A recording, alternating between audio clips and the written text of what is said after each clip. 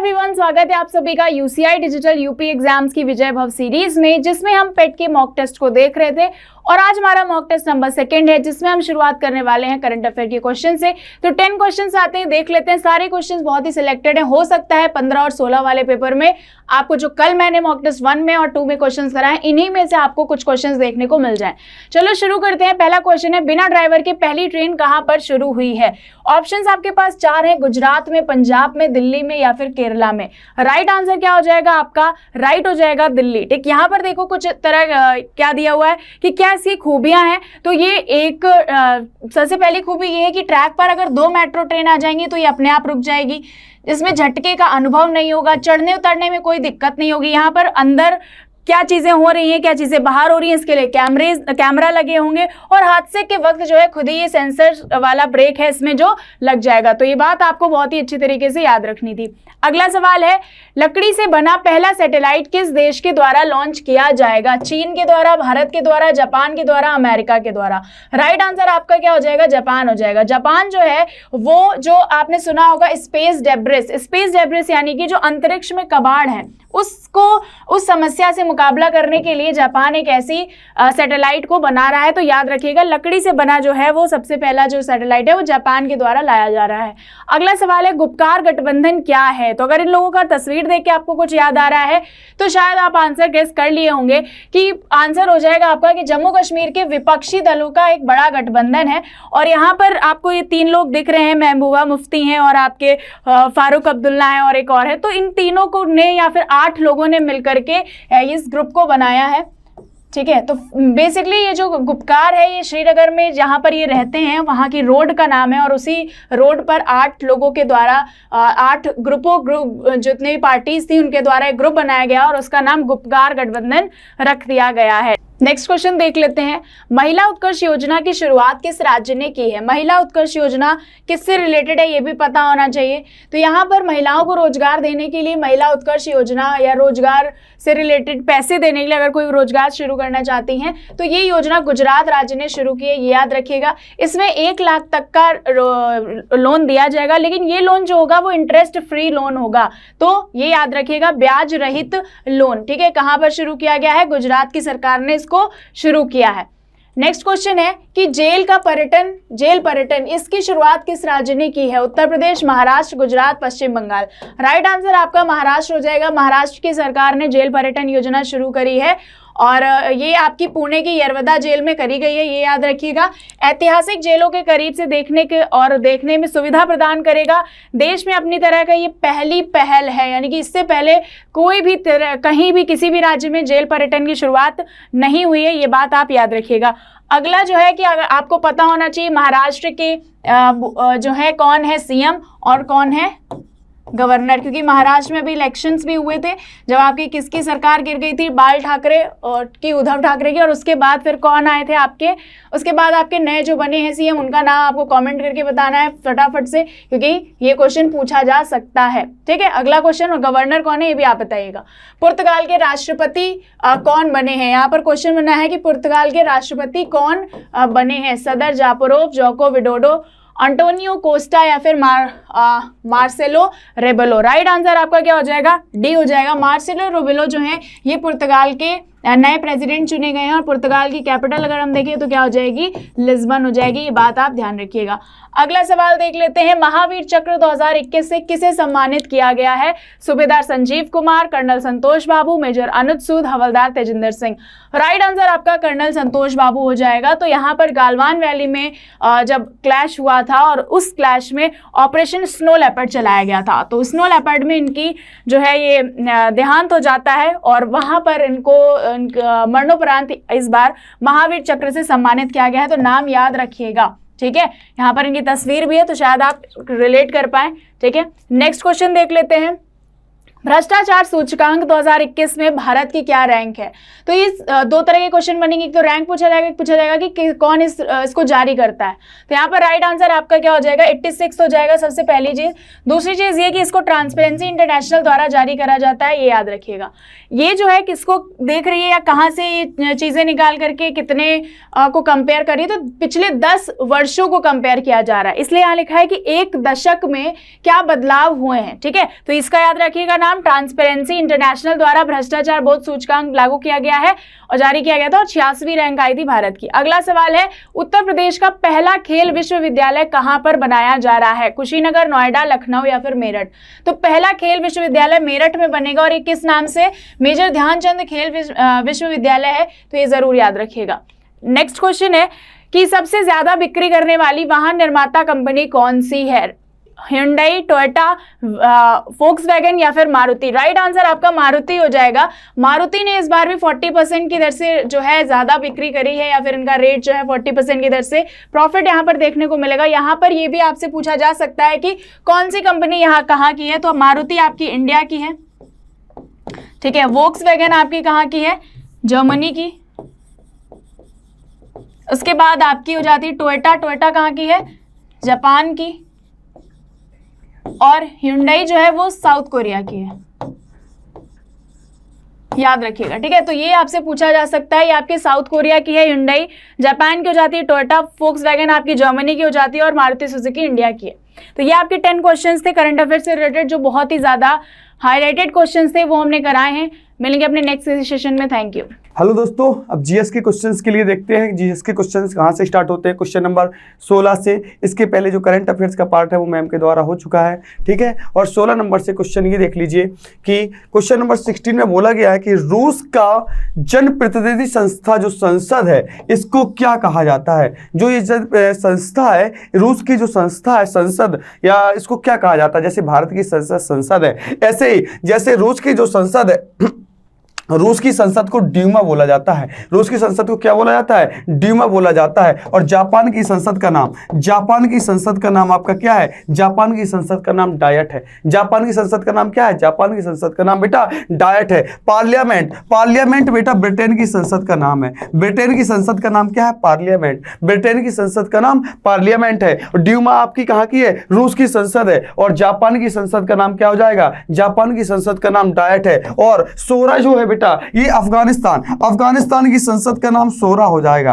अफगानिस्तान की संसद का नाम सोरा हो जाएगा। अफगानिस्तान की संसद का नाम क्या है, सोरा हो जाएगा। और यूएसए की संसद का नाम कांग्रेस है। यूएसए की जो संसद है उसका नाम क्या है, कांग्रेस है। कांग्रेस है, यूएसए की संसद का नाम कांग्रेस है। तो आप देख सकते हैं पहले क्वेश्चन से आपके 4 से 5 क्वेश्चन आपके कंप्लीट हो गए। जैसे ड्यूमा, रूस की ड्यूमा हो जाएगी, जापान की डायट हो जाएगी, अफगानिस्तान सोरा हो जाएगी, ब्रिटेन पार्लियामेंट आपका क्वेश्चन हो जाएगा। ठीक है बेटा, नेक्स्ट क्वेश्चन की ओर चलते हैं। क्षत्रिय नृत्य, बेटा नृत्य से भी आपके क्वेश्चन एक आध आ सकते हैं। क्षत्रिय नृत्य किस राज्य का पारंपरिक नृत्य है, बताइए।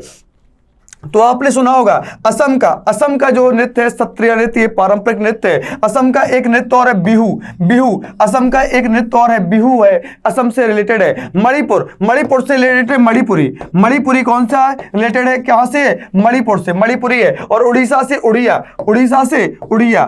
ठीक है बेटा। और आपका आ जाता है आंध्र प्रदेश, आंध्र प्रदेश में कुचिपुड़ी। आंध्र प्रदेश का नृत्य कौन सा है, कुचिपुड़ी नृत्य है आंध्र प्रदेश का। ठीक है, आपका मोहिनी अट्टम आ जाता है यहीं पर। मोहिनी अट्टम, मोहिनी अट्टम आपने सुना होगा। मोहिनी अट्टम केरल से रिलेटेड नृत्य है। मोहिनी अट्टम जो है बेटा कहां से, ये केरल का नृत्य है। कहां का बेटा, केरल का है। ठीक है बेटा, तो इसका आंसर क्या हो जाएगा, इसका आंसर आपका असम हो जाएगा। ठीक है, नेक्स्ट क्वेश्चन। शांतिवन, शांतिवन निम्न में से किसका एक समाधि स्थल है, बताइए। शांतिवन निम्न में से किसका एक समाधि स्थल है, इंदिरा गांधी का, जवाहरलाल नेहरू का, गुलजारीलाल नंदा का, चौधरी चरण सिंह का, किसका है। तो आप बता सकते हैं जो शांतिवन है ये जवाहरलाल नेहरू का है। किसका है, जवाहरलाल नेहरू का है। और इससे देखो रिलेटेड में कुछ एक पीडीएफ लाया हूं, जिससे आपको पता चल जाएगा किसका कौन सा स्थल है। एक पूछा जा सकता है महात्मा गांधी का जो समाधि स्थल है बेटा, से राजघाट कहते हैं। महात्मा गांधी के समाधि स्थल को राजघाट कहते हैं। जवाहरलाल नेहरू नेहरू का शांति स्थल शांतिवन है। जवाहरलाल नेहरू का जो समाधि स्थल है उसे शांतिवन कहा जाएगा। और इंदिरा गांधी का क्या है? शक्ति स्थल है। इंदिरा गांधी का शक्ति स्थल है। महात्मा गांधी राजघाट, जवाहरलाल नेहरू शांतिवन, इंदिरा गांधी शक्ति स्थल। बाबू जगजीवन राम का है समता स्थल। जो बाबू जगजीवन राम है इनका क्या है? समता स्थल है बेटा। राजीव गांधी वीर भूमि, इनका क्या है? वीर भूमि है राजीव गांधी का। लाल बहादुर शास्त्री विजय घाट, लाल बहादुर शास्त्री विजय घाट। ज्ञानी जैल सिंह एकता स्थल, ज्ञानी जैल सिंह एकता स्थल है ज्ञानी जैल सिंह का। चौधरी चरण सिंह किसान घाट, चौधरी चरण सिंह किसका है? किसान घाट है चौधरी चरण सिंह का। लाल बहादुर शास्त्री विजय घाट, राजीव गांधी वीर भूमि, ज्ञानी जैल सिंह एकता स्थल, चौधरी चरण सिंह किसान घाट। डॉक्टर भीमराव अंबेडकर चैत्य भूमि, डॉक्टर भीमराव अंबेडकर क्या है? चैत्य भूमि है बेटा। डॉक्टर भीमराव अंबेडकर चैत्य भूमि। के आर नारायण उदय भूमि, के आर नारायण उदय भूमि है। के आर नारायण की क्या है बेटा? उदय भूमि है। मोरारजी देसाई अभय घाट, मोरारजी देसाई अभय घाट से रिलेटेड है मोरारजी देसाई। शंकर दयाल शर्मा कर्मभूमि, शंकर दयाल शर्मा कर्मभूमि है।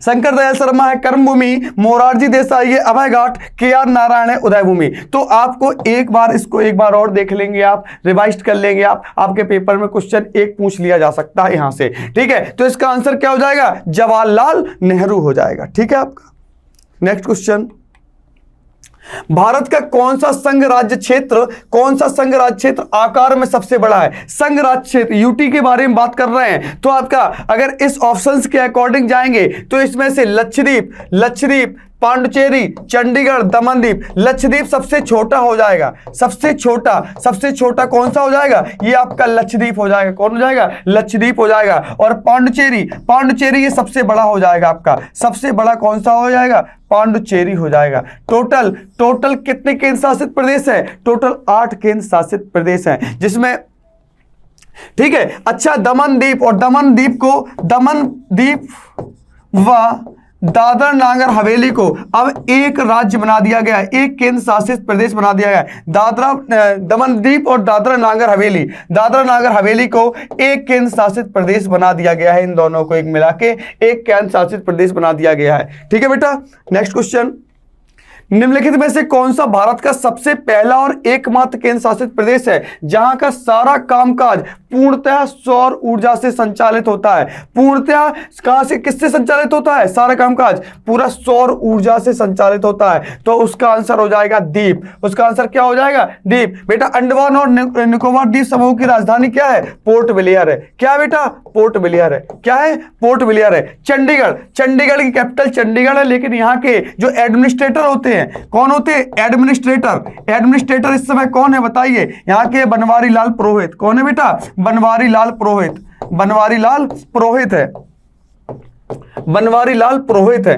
ठीक है, कौन है? बनवारी लाल पुरोहित है। ठीक है बेटा, नेक्स्ट क्वेश्चन, अंतर्राष्ट्रीय परमाणु ऊर्जा एजेंसी का मुख्यालय कहां है? अंतर्राष्ट्रीय परमाणु ऊर्जा एजेंसी का मुख्यालय कहां है बताइए? आईईए का मुख्यालय कहां पर है? जेनेवा में, बेना में, पेरिस में, बर्लिन में? बताइए कहां पर है? तो अंतर्राष्ट्रीय परमाणु ऊर्जा एजेंसी का जो मुख्यालय है वो कहां पर है? बेना में। कहां पर है? बेना में। और आपका WTO world trade organization, WTO का जो मुख्यालय है वो कहां पर है? जेनेवा में। कहां पर है? जेनेवा में। ठीक है, गेट का मुख्यालय भी कहां पर है? जेनेवा में। चलिए, अगर आपसे पूछ लिया जाए यूएनओ के बारे में, यूएनओ का मुख्यालय बताइए। यूएनओ की स्थापना 24 अक्टूबर 1945 को की गई थी।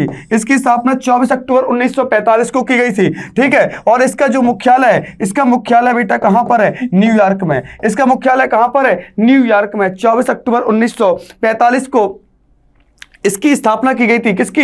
यूनाइटेड नेशन ऑर्गेनाइजेशन की इसकी स्थापना की गई थी। अगर पूछ लिया जाए अंतरराष्ट्रीय न्यायालय का मुख्यालय बताइए। अंतरराष्ट्रीय न्यायालय का मुख्यालय कहां पर है बताइए? तो आप बताएंगे अंतरराष्ट्रीय न्यायालय का मुख्यालय कहां पर है? इसका मुख्यालय हो जाएगा द हेग। हेग में बेटा इसका मुख्यालय हेडक्वार्टर कहां पर है? द हेग में हो जाएगा। तो आपने 1 से 4-5 क्वेश्चन आपने देख लिए होंगे कि आईईए मतलब आईईए का आंसर क्या हो जाएगा? बेना आपका आंसर बिल्कुल सही हो जाएगा। बिल्कुल। जर्मनी की राजधानी क्या है? जर्मनी की कैपिटल बर्लिन। जर्मनी की कैपिटल क्या है? बर्लिन है। जर्मनी की कैपिटल बर्लिन है। ठीक है, नेक्स्ट क्वेश्चन, एक अंतरराष्ट्रीय संगठन जिसका उद्देश्य पर्यावरण की समस्या से संबंध होकर विश्व को बचाना है, विश्व को बचाना है। बताइए, एक ऐसा अंतरराष्ट्रीय संगठन है इनमें से, इसका पर्यावरण की समस्या से संबंध होकर विश्व को बचाना है। इसका कौन सा आंसर सही हो जाएगा? बताइए, इसका कौन सा आंसर सही हो जाएगा? ग्रीनफील्ड,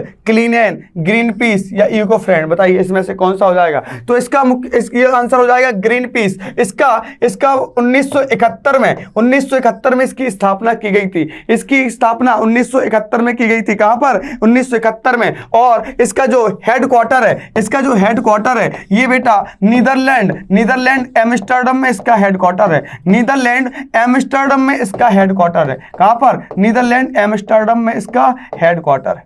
ठीक है, चलिए नेक्स्ट क्वेश्चन की ओर चलते हैं। भारत कला भवन कहां स्थित है? भारत कला भवन कहां स्थित है? बताइए, भारत कला भवन कहां स्थित है? आप बता सकते हैं लखनऊ, इलाहाबाद, बनारस या आगरा? कहां पर स्थित है? बताइए, भारत कला भवन। तो भारत कला भवन आपका कहां पर है? आपका ये भारत कला भवन है बनारस में स्थित है। भारत कला भवन कहां पर है? बनारस में स्थित है। लखनऊ, इमामबाड़ा, बड़ा इमामबाड़ा, छोटा इमामबाड़ा कहां पर है? ये आपका लखनऊ में, लखनऊ में कौन सा है? इमामबाड़ा आपका स्थित है। ठीक है, इसके बारे में बता सकते हैं। ठीक है, नेक्स्ट क्वेश्चन की ओर चलते हैं। पूरा विश्व होलोकास्ट शब्द को विशेष रूप से निम्नलिखित में से किस देश के साथ जोड़कर देखता है? पूरा विश्व जो है होलोकास्ट शब्द को विशेष रूप से निम्नलिखित में से किस देश के साथ जोड़कर देखता है? बताइए, जर्मनी के साथ, चीन के साथ, मिस्र के साथ, मैक्सिको के साथ? बताइए, किसके साथ जोड़ता है? तो आप बता सकते हैं कि जर्मनी के साथ जोड़कर देखता है। किसके साथ जोड़कर देखता है? जर्मनी के साथ जोड़कर देखता है। ठीक है, किसको? होलोकास्ट शब्द को। नेक्स्ट क्वेश्चन, बहुजन हिताय बहुजन सुखाय निम्नलिखित में से किस राष्ट्रीय संस्थान का संस्कृत आधारित आदर्श वाक्य है? बहुजन हिताय बहुजन सुखाय किसका एक आदर्श वाक्य है? बताइए, बनारस हिंदू विश्वविद्यालय का, भारतीय मौसम विज्ञान विभाग का, दूरदर्शन का या ऑल इंडिया रेडियो का? किसका है बहुजन हिताय बहुजन सुखाय? तो आप बता सकते हैं कि ऑल इंडिया रेडियो का बहुजन हिताय और बहुजन सुखाय, बहुजन हिताय और बहुजन सुखाय का क्या है? एक आदर्श वाक्य या कुछ भी मान लीजिए। आदर्श वाक्य क्या है? ये आपका क्या है? ये ऑल इंडिया रेडियो का एक वाक्य है। ठीक है बेटा, नेक्स्ट क्वेश्चन। हेलो एवरीवन, तो जो पैट का सेकंड मॉक टेस्ट सॉल्व करवा रहे हैं। ठीक है, देखो पहला क्वेश्चन आपके ये दिया है, यदि पी की आय क्यू की आय से 20% अधिक है, यदि पी की आय क्यू की आय से 20% अधिक है तो क्यू की आय पी की आय से कितने प्रतिशत कम है? यदि पी की आय क्यू की आय से 20% अधिक है तो हम यहाँ पे लेके चल रहे हैं पी की आय, इधर पी इधर क्यू दिया आपका। ठीक है, तो पी की आय क्यू की आय से अगर पी की आय क्यू की आय से 20% अधिक है, इसको अगर हम लेके चल रहे हैं बेटा 100, तो ये कितना हो जाएगा? अगर 20% अधिक है तो ये 20% अधिक का मीन्स कितना हो जाएगा? यहाँ पे 120 आ जाएगा। ठीक है, अब आपसे पूछ रहा है यहाँ पे कि क्यू की आय पी की आय से कितने प्रतिशत कम है। जो क्यू की जो आय है क्यू पी की आय की से कितने प्रतिशत कम है, तो हमारे हिसाब से यहाँ पर कितना कम है? 20। तो हमारे हिसाब से यहाँ पे 20 दिया बेटा। और किसकी आय से पूछ रहा है? यहाँ पे पी की आय से, जिसकी पी की आय से पूछ रहा है। तो पी की आय यहाँ पे कितना? 120 बटे हो जाएगा 120 इंटू 100। सॉल्व कर लेंगे 1 बाई कितना आ जाएगा? 6। 100/6 का मतलब होता है बेटा 100/6 का मीन्स होता है 16.6%। ओके, 1/4 -1/2 -1/7। 7 2 जब 14 -1 करेंगे 13, 7 ऊपर पहुंचेगा तो ये वैल्यू हो जाएगी आपके पास 1/4 -7/13। ओके, इसका फिर सॉल्व करेंगे। यहाँ पे 13 4 जा 52, 52 में से 7 गया बेटा तो ऊपर 13 आ जाएगा, तो 52 माइनस का 7। ठीक है, तो 13/13 हो जाएगा आपके पास कितना बेटा? 13/, तो ये वैल्यू हो जाएगा कितना बेटा? यहाँ पे 52 माइनस का 45। ओके, तो 13/45 is the right answer. 13/45 is the right answer. Okay, second question, third question कह रहे हैं यदि इतना रुपए बेटा प्रति किलोग्राम के गेहूं को इतने रुपए प्रति किलोग्राम के गेहूं के साथ अनुपात में मिलाया जाए कि मिश्रण का मूल 12.6 रुपये प्रति किलोग्राम हो जाए। कि कह रहे कि यदि इतने रुपए 14.40 प्रति किलोग्राम के गेहूं को रुपए 11.40 रुपये प्रति किलोग्राम के गेहूं के साथ किस अनुपात में मिलाया जाए कि मिश्रण का मूल 12.6 रुपये हो जाता है। देखो सबसे पहले यहाँ पे ऐसे क्वेश्चन में हमेशा सबसे पहले एलिगेशन लगाते हैं, by alligation method, by alligation method, by alligation method. Okay, तो हम यूज करेंगे सबसे पहले स्टार्टिंग में कह रहे हैं जो आपके पास 14.40 पर केजी। ओके, दूसरा कह रहे हैं यहाँ पे 11.40 पर केजी। ओके, कह रहे हैं इसको किस अनुपात में लाया जाए कि 12.60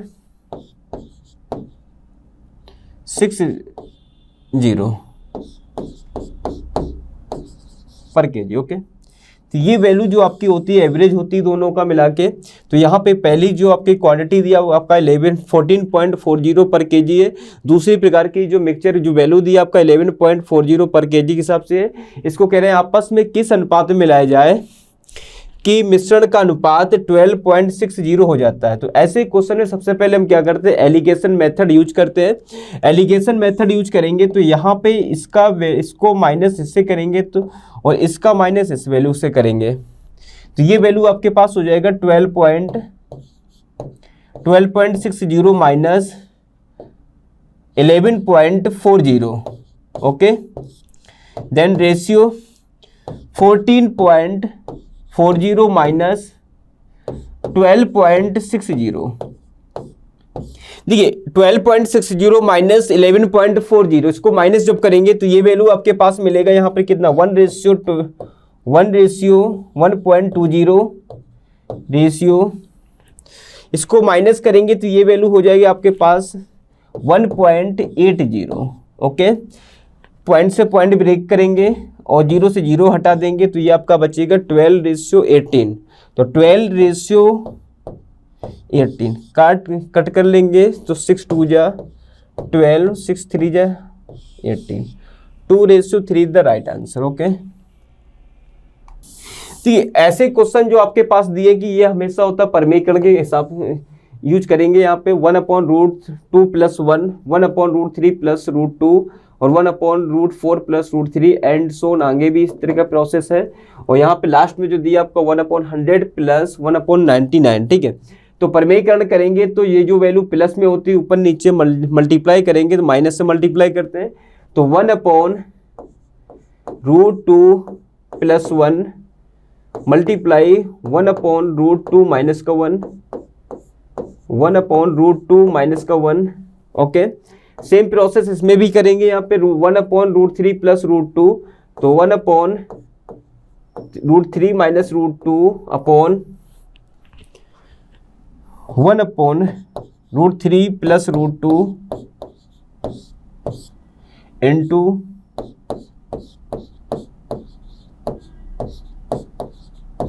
ओके, देन आगे भी इस तरह का करेंगे √4 minus √3 upon √4 minus √3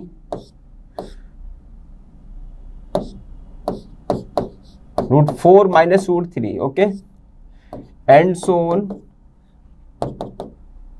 1/100 minus 100 plus 99,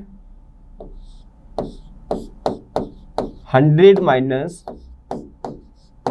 99। Okay, तो ये वैल्यू जब सॉल्व करेंगे तो ये वैल्यू आपका, तो ये बन रहा आपका फॉर्मूला 1 + 1 a + b और ये दिया आपका a माइनस का b। इधर भी सॉल्व करेंगे तो a प्लस का b और ये दिया आपका a माइनस का b, तो ये वैल्यू जब ओपन करेंगे तो ये बनेगा a स्क्वायर माइनस का b स्क्वायर। ओके, तो 1 टाइम्स प्लस में दिया 1 टाइम्स माइनस में दिया, तो ये हमेशा आइडेंटिटी हमेशा 1 निकलती है। जैसे √2 का वैल्यू कितना आएगा 2 आएगा, 1 का 1 में मल्टीप्लाई करेंगे कितना आएगा यहाँ पे 1, तो √2 कितना हो जाएगा 2 माइनस का 1, डिफरेंस कितना निकला गया यहाँ पे 1 निकला। अगर ऐसे इसको भी करेंगे √3 प्लस √3 माइनस का √2, इसको जब सॉल्व करेंगे तो √3 3 होता है, √2 होता है, इनका जब डिफरेंस करेंगे तो 3 माइनस का 2 कितना आ जाएगा यहाँ पे 1 आ जाएगा। हमेशा इसमें भी आगे ऐसे करेंगे तो जो नीचे जो वैल्यू होगी डिफरेंस कितना आएगा यहाँ पे 1 आएगा। ठीक है, तो जब इसको निकालेंगे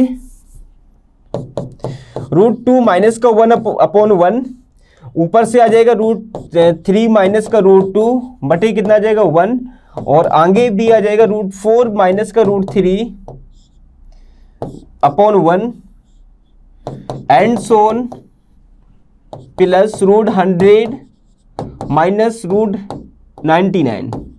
ओके बेटा देखो, सबसे पहले इसको जब सॉल्व करेंगे तो ये बट्टे हटा दो, यहाँ पर इसकी कोई जरूरत नहीं है।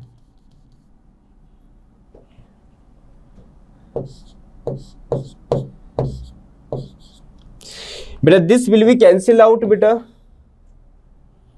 और this will be cancel out, आगे भी 4 कैंसिल हो जाएगा इससे, और 99 बेटा यहाँ पे कैंसिल हो जाएगा। ठीक है, तो ये वैल्यू आपके पास बचेगा √100 माइनस का 1, तो ये वैल्यू हो जाएगा 10 माइनस का 1 इज इक्वल टू 9। ओके, कह रहे 3 संख्याओं का योग है 392 है। यदि पहली संख्या का दूसरी संख्या से अनुपात, पहली संख्या और दूसरी संख्या का अनुपात दे रहे 2:3, और तीसरी संख्या तीसरी संख्या का अनुपात 5:8 है। दूसरी संख्या और तीसरी संख्या का अनुपात 5:8 है। तो आपको तीसरी संख्या निकालना है, तो सबसे पहले स्टार्ट करेंगे पहली संख्या, दूसरी संख्या और तीसरी संख्या निकालेंगे यहाँ पे। तो संख्या जब निकाल लेंगे तो उनका हम योग कर लेंगे। ठीक है, तो पहली संख्या निकलेगी आपका कितना बेटा 2 5 10, और दूसरी संख्या निकालेंगे यहाँ पे, इसका मल्टीप्लाई कर देते हैं डायगोनल, तो 3 5 कितना हो जाएगा 15,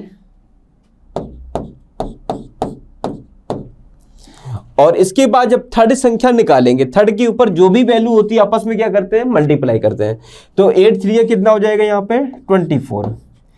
तो पहली संख्या हमारे पास 10 निकली, दूसरी संख्या निकली 15, तीसरी संख्या निकली 24।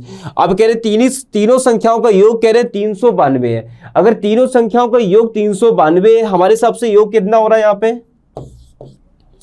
तो 10 15 25 25 और 24 49, ये वैल्यू आपके पास दिया 392। तो एक बराबर कितना आ जाएगा यहाँ पे 8 चुको 32, एक बराबर आ जाएगा 8। अगर एक बराबर 8 आ रहा है तो आपसे पूछा तीसरी संख्या पूछा है, तो तीसरी संख्या का मतलब यहाँ पे कितना 24 है।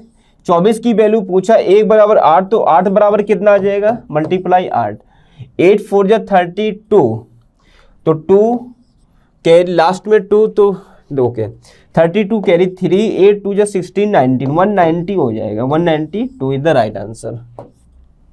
हेलो बच्चे, तो यहाँ से स्टार्ट करते हैं मॉक टेस्ट नंबर 2 रीजनिंग का। ठीक है, रीजनिंग के पार्ट में फर्स्ट नंबर कह रहे हैं निम्नलिखित को अर्थपूर्ण अनुक्रम में व्यवस्थित कीजिए। तो कह रहे हैं अर्थपूर्ण क्रम में व्यवस्थित करना आपको। ठीक है, देखो भाई अगर आप स्टार्ट करते हैं कलाई से, कलाई अगर ऑप्शन ए में 2 दे रहे हैं, 2 में क्या कह रहे हैं यहाँ पे कलाई, कलाई के बाद क्या आ रहा है आपका यहाँ पे फोर्थ नंबर, फोर्थ में आपके दे रहे हैं हथेली, तो अर्थपूर्ण कलाई, कलाई के बाद हथेली तो बनेगा नहीं, क्यों भाई। इससे अगर आप स्टार्ट करते हैं थर्ड से, थर्ड में क्या दे रहे हैं कोहिनी, कोहिनी के बाद फिर क्या कह रहे हैं आपका हथेली, तो ये भी नहीं बनेगा आपका। ठीक है, तो फिर क्या कह रहे हैं यहाँ पे बेटा, अगर थर्ड से स्टार्ट करते हैं, थर्ड वाले से, थर्ड में आप क्या दिया आपका, थर्ड में आपका कोहिनी दिया। ठीक है, कोहिनी के बाद दे रहे हैं आपका कंधा, और कंधा के बाद आपका दे रहे हैं आपका, कंधा के बाद दे रहे हैं आपका बेटा फोर्थ, फोर्थ में आपका दे रहे हैं आपका हथेली, तो ये भी नहीं होगा बेटा। इसके बाद अगर हम आप फोर्थ फिफ्थ से स्टार्ट करते हैं, फिफ्थ में क्या कह रहे हैं, फिफ्थ में सबसे पहले आपका बी में फिफ्थ में दे रहे हैं आपका बेटा अंगुली, ओके। अंगुली के बाद आपका फोर्थ में कह रहे हैं आपका हथेली, अंगुली के बाद हथेली हो रहा है, ठीक है। हथेली के बाद फिर कलाई आ रहा, राइट है। और थर्ड में आपका दे रहे हैं बेटा कोहनी, और कोहनी के बाद क्या आता है कंधा, बेटा राइट आंसर बी, ओके। कह रहे 6 व्यक्ति ए बी सी डी ई और एफ तीन व्यक्ति प्रति पंक्ति के अनुसार 2 पंक्तियों में बैठे हैं। ई किसी भी पंक्ति के अंत में नहीं है, और डी जो है डी एफ के बाईं और दूसरे स्थान पर है, और सी जो है ई का पड़ोसी है, और डी के विकर्ण सम्मुख है, ठीक है। और यहाँ पे कह रहे बी एफ का पड़ोसी है, तो उपयुक्त सूचना के आधार पर बी के सम्मुख कौन बैठा है। ठीक है, सबसे पहले यहाँ पर अगर हम बैठा देंगे, 2 लाइन ड्रा कर रहे हैं। अगर यहाँ पे कह रहे हैं 6 व्यक्ति A B C D E F, तो 3 व्यक्ति पंक्ति में इस प्रकार बैठे, 2 पंक्तियों में बैठे हुए हैं। तो पहली पंक्ति ये, दूसरी पंक्ति ये आपका, ठीक है। ई किसी भी पंक्ति के अंत में नहीं बैठा, इसका मतलब ये है कि ई ना तो इधर बैठा, ना तो ई इधर बैठा, ठीक है, ना इधर बैठा होगा। अब देखो यहाँ पे हम ड्रा कर रहे हैं दूसरा बेटा, फिर क्या कह रहे हैं, डी एफ के विकर्ण दूसरे स्थान पर है। ई किसी भी पंक्ति के अंत में नहीं है, डी एफ के बाईं ओर दूसरे स्थान पर है। अगर डी को एफ के बाईं ओर बैठा रहे हैं और दूसरे स्थान पर बैठा रहे हैं, तो यहाँ पे अगर डी होगा डी एफ के बाईं ओर, तो अगर आप इसको यहाँ पे एफ बैठा रहे हैं इधर बेटा, डी एफ के बाईं ओर, तो एफ का बाईं ओर तो ये हुआ, दूसरे स्थान पर बैठा है। डी एफ के बाईं ओर दूसरे स्थान पर बैठा, तो यहाँ पर एफ बैठेगा, यहाँ पर डी बैठेगा बेटा, ओके। तो यहाँ पर क्या हो जाएगा बेटा डी, और यहाँ पे बैठा आपका एफ, ओके। इसके बाद कह रहे हैं सी ई का पड़ोसी है, तो सी ई का पड़ोसी, अगर यहाँ पे सी बैठा है तो यहाँ पर क्या हो जाएगा आपका ई हो जाएगा। सी ई का पड़ोसी है, डी के विकर्ण सम्मुख बैठा है, जो ई बैठा वो बी डी के कैसा है विकर्ण बैठा है, तो विकर्ण तो आपका ये हुआ जिसको डायगोनल कहते हैं, ठीक है। जो डी ई के विकर्ण सम्मुख बैठा है, बी एफ का पड़ोसी है, बी एफ का पड़ोसी है, तो बी एफ का पड़ोसी यही होगा। अगर यहाँ पे एफ बैठा है तो इसका पड़ोसी यही हुआ। इसके बाद यहाँ पे कह रहे हैं कि सूचना के आधार पर बी के सम्मुख कौन बैठा है, तो देखो डी एफ बी इधर भी हो गया, सी ई यहाँ पे क्या बैठ जाएगा ए बैठ जाएगा, ठीक है। तो आपसे यही पूछ रहा था कि यहाँ पे बी के सम्मुख कौन बैठा है, तो बी के सम्मुख कौन बैठा है यहाँ पे ई बैठा है, तो E is the right answer. तो आपका ऑप्शन हो जाएगा D the right answer. Next question कह रहे हैं यदि निम्न प्रश्न में दिए गए 4 विकल्पों में से 3 विकल्प तार्किक रूप से संबंधित हैं, उस विकल्प को चुनिए जो भिन्न है। तो 216, 1331 और यहाँ पे 729 दे रहे, 324 कह रहे हैं। ये आपका 6 का क्यूब होता है, और ये आपका 11 का क्यूब होता है, ये आपका 7 का क्यूब होता है, 9 का क्यूब होता है, और ये आपका होता है 18 के स्क्वायर होता है। तो आपसे यही पूछ रहा था कौन सा विकल्प में भिन्न है, तो भिन्न 324 है, ये 18 का स्क्वायर होता है, ओके। तो D is the right answer. यदि किसी माह की 23वीं तारीख को रविवार है, अगर 23वीं तारीख को संडे है,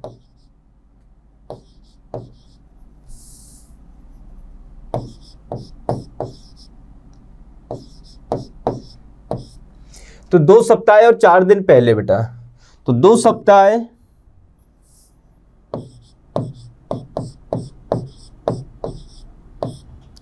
और 4 दिन पहले बेटा, 4 दिन पहले, तो यहाँ पे कितना आ जाएगा बेटा 14 ये हो जाएगा। 2 सप्ताह 4 दिन पहले, तो 2 सप्ताह 4 दिन पहले बेटा 14 डे ये, और प्लस का 4 ये, जहाँ से काउंट करेंगे 1 दिन पहले और करेंगे तो ये वैल्यू हो जाएगी कितना बेटा 5। तो टोटल डे की वैल्यू कितना आ जाएगा यहाँ पर 19। अब आपसे ये कह रहे थे कि 23वीं तारीख को अगर संडे दे रहे हैं, तो 23वीं तारीख बेटा यहाँ पे कितना आ जाएगा बेटा, दिनों की संख्या जो निकालेंगे कितने दिन हमारे निकलेंगे एक्स्ट्रा, तो ये निकल रहा है बेटा 4 डेज। तो 4 डे के बाद कौन सा डे होगा बेटा, तो 4 डे के बाद कौन सा डे होगा, हमारे हिसाब से दिनों की जो संख्या निकली वो 4 दिन और निकला। इसके बाद 4 दिन बाद यहाँ पे रविवार है, अगर 23वीं तारीख को बेटा रविवार है, तो 4 दिन बाद और कौन सा डे होगा, तो ये वैल्यू हो जाएगा बेटा कितना यहाँ पे रविवार के 4 दिन बाद बेटा मंडे, ट्यूसडे, वेडनेसडे और ये थर्सडे, ओके। तो answer is the D right answer है। देखिए 5 नंबर क्वेश्चन में कह रहे हैं एक दर्पण में देखने से पता चलता है कि एनालॉग घड़ी में सुइयों वाली 1:30 समय है, तो बताओ कि सही समय क्या है। सबसे पहले यहाँ पे जब दर्पण दिखाएंगे यहाँ पर बेटा,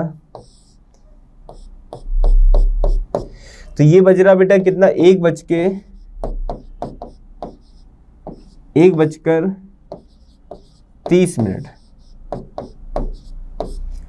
तो सही समय क्या होगा, तो सही समय इसका जो हो जाएगा वो आपका हो जाएगा बेटा, सही समय इसका कंसीडर करेंगे बेटा तो यहाँ पे हो जाएगा 10:30 is the right answer. Okay, तो आइए अब हम लोग हिंदी के क्वेश्चन सॉल्व करना शुरू करते हैं।